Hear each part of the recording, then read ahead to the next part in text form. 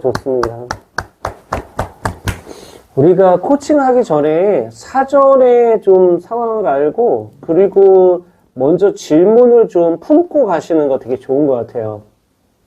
그냥 코칭의 현장에 딱 들어가는 사람보다 코치가 먼저 질문을 좀 품고 가면 훨씬 더 고객이 훨씬 더 좋아하시더라고요.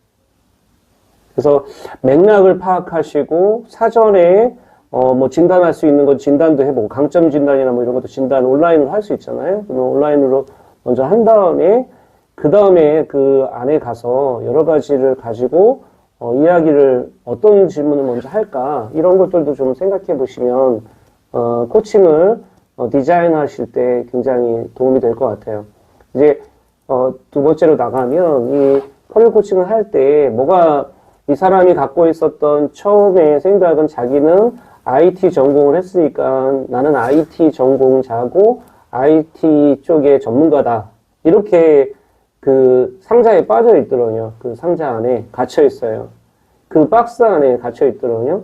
근데 실제 그 사람이 했던 부분들을 다시 한번 정의를 해보면 이게 서비스 관리자로서의 역할을 하신 거죠. 취업을 처음 할 때는 엔지니어로 취업을 하셨지만 실제 본인의 직무가 전환이 되면서 서비스 쪽에 관리자로서의 그 전환이 됐더군요. 근데 그거를 인식하지 못하고 옛날 생각만 자꾸 하시는 거죠. 거기에서 오는 그 갭을 스스로 자기가 인식한다면 그때서부터 새로운 관점의 자기 커리어를 바라볼 수 있는 부분이 생깁니다. 그래서 이 부분들도 우리가 볼 때 그냥 옛날에 이렇게 해왔으니까 그 일에 우리가 빠져 있다 보면 블라인드 샷이 생기더군요. 근데 블라인드 샷을 스스로 자기가 깨우칠수록 훨씬 더 좋은 방향으로 자기가 코치가 없어도 나중에 스스로 질문을 통해서 자기가 이렇게 알아볼 수 있죠. 그래서 내가 어디로 향하고 있는지 모르는지 헤매고 있지 않았는가 스스로 질문해보고 내 직업은 무엇인가? 그리고 내 전문 분야는 무엇인가? 그리고 그것도 우리가 코로나 이전과 코로나 이후가 달라졌잖아요. 그것도 새롭게 우리가 자기 직업에 대해서 정의를 해보는 것도 굉장히 도움이 되고 그리고 내 도메인은 어딘가 이런 질문이 미래의 답을 찾을 수 있도록 근데 질문을 하지 않으면 결국에 그 매너리즘에 빠지고 전에 해왔던 방식으로만 할 수밖에 없겠죠.